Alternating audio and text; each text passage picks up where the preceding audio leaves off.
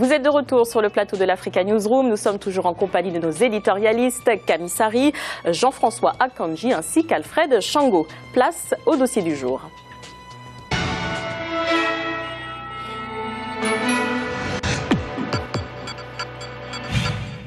Focus sur les grands établissements de santé du continent, pour exemple ceux de Malabo ou de Bata en Guinée équatoriale, sont à la pointe de la technologie grâce à la coopération internationale. Il existe peu d'hôpitaux de ce type en Afrique, mais les cliniques privées tentent de plus en plus de se rapprocher des standards occidentaux. Un reportage d'Afolake Oyinloye, notre correspondante en Guinée équatoriale. La Guinée équatoriale en Afrique centrale améliore son offre en matière d'infrastructures de santé par le biais de la coopération internationale. L'hôpital de La Paz, symbole de cette démarche, est le fruit d'un partenariat entre le gouvernement de la Guinée équatoriale et la société israélienne IMS, qui représente les services médicaux internationaux. L'entreprise, qui s'active depuis 10 ans en Guinée équatoriale, a construit plusieurs hôpitaux dans le pays. Des 4 grands hôpitaux de La Paz présents sur le territoire, l'antenne de Malabo est la deuxième structure hospitalière en activité. Il s'agit d'un hôpital de référence en Afrique subsaharienne. Depuis 2013, 25 000 personnes ont fréquenté le centre de santé pour plus de 16 000 journées d'hospitalisation. Quelques 160 000 examens de laboratoire y ont été effectués, ainsi que 10 000 examens d'imagerie. Les prestations dans cet hôpital sont comparables à celles des établissements des pays industrialisés. Des chirurgies orthopédiques aux traitements les plus complexes pour les patients traumatisés. Cet hôpital accueille des patients venus de toute la sous-région d'Afrique centrale. Nous recevons une grande majorité d'expatriés travaillant dans ce pays. De temps en temps, nous avons même des patients de pays voisins comme le Nigeria ou la République centrafricaine. Nous espérons vraiment voir plus de personnes, car je pense que nous offrons de bons services comme les hôpitaux français ou espagnols, mais nous sommes probablement moins chers.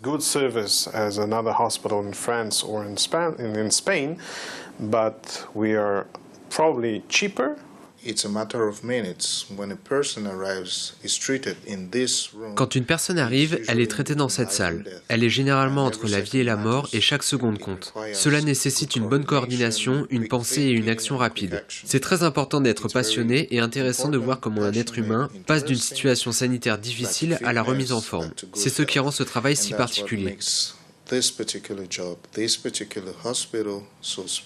À l'aide d'équipements de haut niveau, Moad se prépare à réaliser une chirurgie endoscopique, autrement dit, une opération sans incision. Une intervention qui jusqu'ici se faisait hors des frontières du pays. Nous avons découvert que ce patient avait de graves néphroses. Il a donc un dysfonctionnement au niveau des reins. Aujourd'hui, nous allons briser les pierres qu'il a à l'intérieur du corps au laser pour qu'il retrouve une activité physique normale. Mais un problème demeure, les grandes institutions médicales africaines manquent de ressources humaines qualifiées. Pour relever ce défi, le personnel médical, formé et expérimenté venant de toutes les régions du monde, est employé à La Paz. Nous avons tous les équipements modernes pour l'urologie. Il y a tout ce qu'il faut pour rendre service aux gens et je pense que c'est une bonne chose. La Paz est peut-être un hôpital de référence en Guinée équatoriale ou encore dans la sous-région, mais est-il accessible aux populations à faible revenu? Joseph est pasteur, sa femme vient d'accoucher par une opération. La qualité des soins prodigués impacte-t-elle sur le coût des prestations? Moi, j'inviterai tout celui qui a vraiment besoin d'un bon service, qui dispose du minimum, qui puisse oser, parce que la santé d'abord, Dieu nous l'a donnée, afin que nous puissions en prendre soin d'eux, parce que si nous détruisons notre corps parce qu'on préfère faire d'autres choses avec l'argent, nous allons répondre à cela.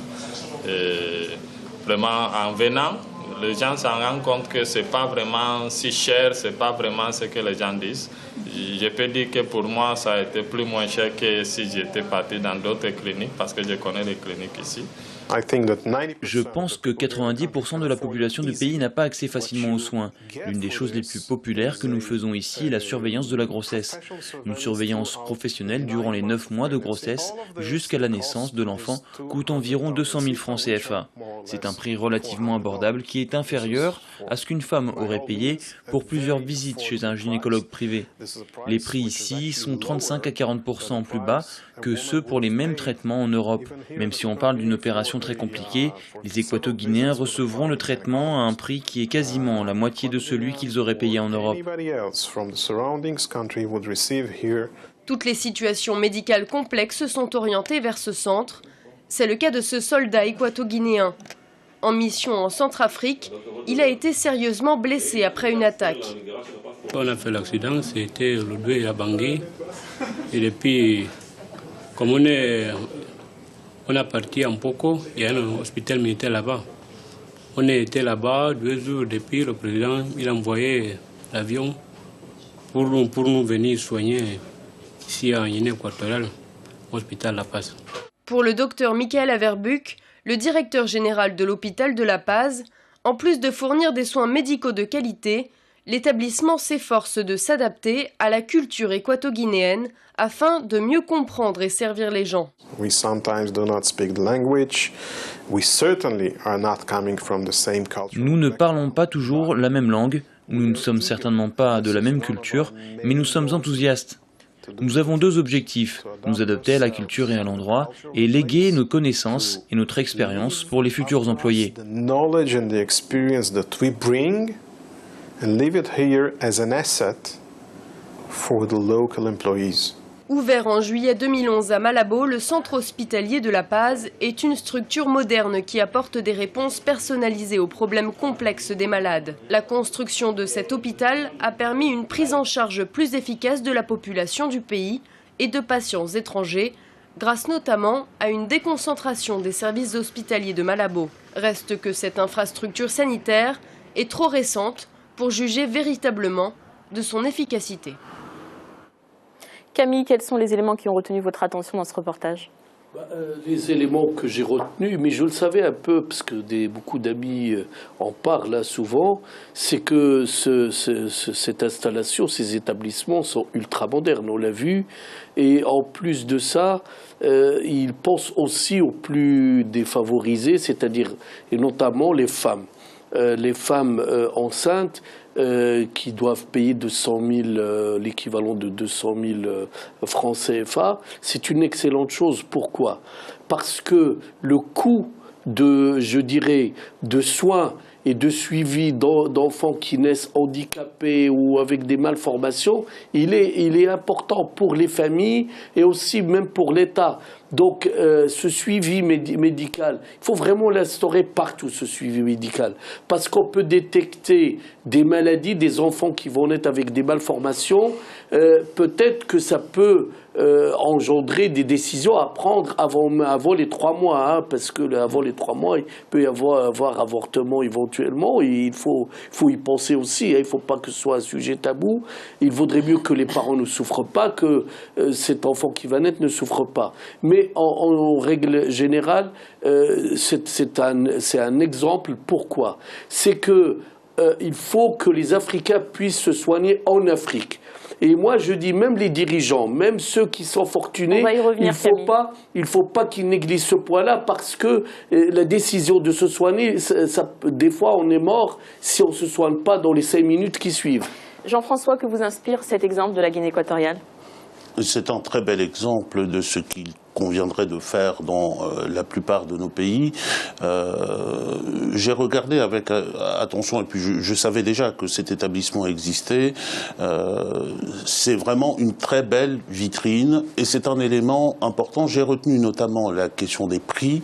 Dans la question des coûts, l'effort qu'ils ont fait est assez considérable. Le chiffre de 200 000 qui a été annoncé tout à l'heure pour le suivi de la grossesse, du début de la grossesse jusqu'à la naissance de l'enfant est un coût relativement bas.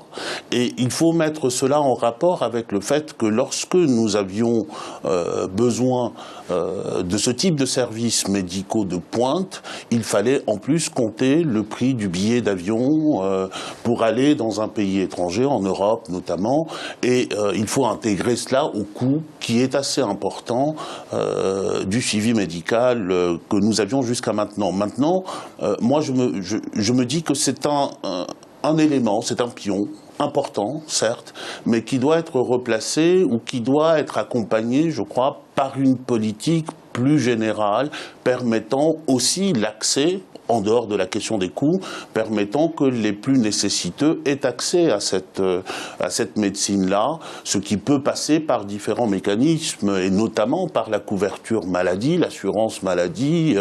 De ce point de vue, il y a des pays africains qui ont fait de réelles avancées. Je pense notamment au Ghana, qui est cité en règle générale, où plus de la moitié de la population a une couverture maladie. Et puis, les derniers rapports des Nations Unies qui sont sortis sur la question sont encourageants parce qu'ils montrent que, notamment à travers les objectifs du millénaire qui touchent à la santé maternelle et la santé infantile, on avance petit à petit. Donc, excellent exemple à suivre, à condition de l'accompagner également par des politiques publiques. Mais Alfred, la Guinée équatoriale, n'est-ce pas un cas particulier et unique? Sandra, ça ne devrait pas être un cas unique ni exceptionnel. Nous savons d'où vient la Guinée équatoriale.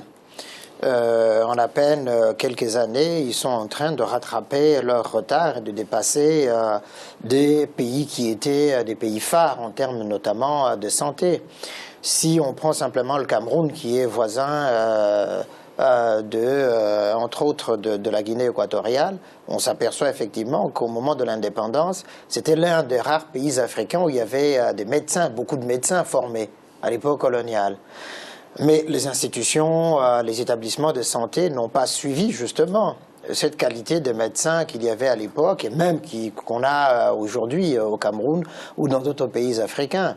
Parce que justement, il y a cette absence de politique de santé, de politique générale de santé, non seulement tournée vers les infrastructures, les équipements, le financement de la santé, les salaires des médecins, mais aussi la facilitation de l'accès aux soins aux plus démunis, notamment par la prise en charge de l'assurance maladie. Donc, je dirais simplement que c'est un exemple qui est assez significatif, qui montre ce qu'il faut faire, c'est-à-dire qu'il y a une médecine de pointe accessible à tous, mais pas seulement, alors là pour le coup, dire qu'il faut que ça soit étendu à tout le territoire national, mais moi ce qui m'intéresse le plus, c'est ce qu'a dit à la fin le directeur de l'hôpital, c'est-à-dire le transfert des compétences et des connaissances. Et le problème de la Guinée équatoriale est là, le personnel qualifié, formé, manque beaucoup à la Guinée équatoriale, mais des efforts sont en train d'être faits pour rattraper le retard dans tous ces domaines-là, notamment de la formation du personnel médical, du personnel sanitaire. Je pense que ça, c'est très important aussi. En parlant justement du personnel, Camille, quel regard portez-vous sur l'arrivée de spécialistes, on l'a vu dans le reportage, israéliens par exemple, qui ne parlent pas espagnol? Oui, mais ça, il y a des moyens pour faire la traduction. Moi, j'étais enfant, j'étais soigné au Maroc par des Français. Mes parents ne comprenaient même pas ce qu'ils disaient. Mais bon, tout ça, ça se règle parce que il y a des examens, on peut savoir, on peut faire des diagnostics. Je pense que la coopération internationale est toujours intéressante, d'où elle vienne. Il n'y a pas d'ostracisme là-dessus, à condition que l'élite locale reprenne petit à petit, c'est-à-dire qu'on forme des médecins. Mais le problème de l'Afrique, c'est qu'on a des fuites de cerveau et de médecins. Nos hôpitaux en France, ils pilulent de médecins africains de haut niveau et très spécialisés. Donc, il y a certains qui viennent ici pour le salaire, mais il y a d'autres aussi parce qu'il manque de moyens de travail, c'est-à-dire d'équipements, qui disent « moi je vais en France parce que j'aurai des équipements, parce que dans mon pays je suis frustré ». Là par exemple dans cet hôpital, ça peut inciter au contraire à rester au pays. Je ne parle pas de la Guinée équatoriale qui n'a pas une population énorme avec beaucoup de médecins formés, mais je parle que si cet exemple on le transplante ailleurs, je suis sûr qu'il y a beaucoup de médecins qui vont revenir parce que il ne faut pas se leurrer, ils ont fait des grèves ici en France, les médecins africains, parce qu'ils sont mal payés, ils ne sont pas bien considérés, mais qui remplissent des missions extraordinaires. Donc peut-être qu'ils vont vouloir retourner dans leur pays parce que justement, il y a un cadre de vie, et ils sont proches de leurs parents, etc. Donc c'est ça qu'il faut, il faut miser vraiment là-dessus, et surtout la formation, la transmission. Il ne faut pas dépendre non plus des établissements étrangers. Il faut qu'il y ait un passage. Même la technologie, Sandra, il faut savoir que les équipements médicaux, c'est ultra, spécialisé. Tout le monde ne peut pas fabriquer des équipements médicaux. Hein. Il y a des grandes sociétés dans le monde, malheureusement, qui s'accaparent 80% des équipements. Donc il ne faut pas dire, on va avoir des équipements africains demain. Mais comment faire cette promotion justement du secteur et donner envie à ces médecins de rester sur place quand, par exemple, lorsqu'ils sont à l'école, ils savent peut-être qu'en sortant, ils n'auront pas forcément de travail ou ils ne pourront pas travailler dans de bonnes conditions? Alors, précisément, moi, j'aurais été curieux de savoir quel rapport il y avait entre ce projet de coopération que nous avons vu là et notamment la formation médicale à l'université, parce que c'est là aussi l'avenir se forme là.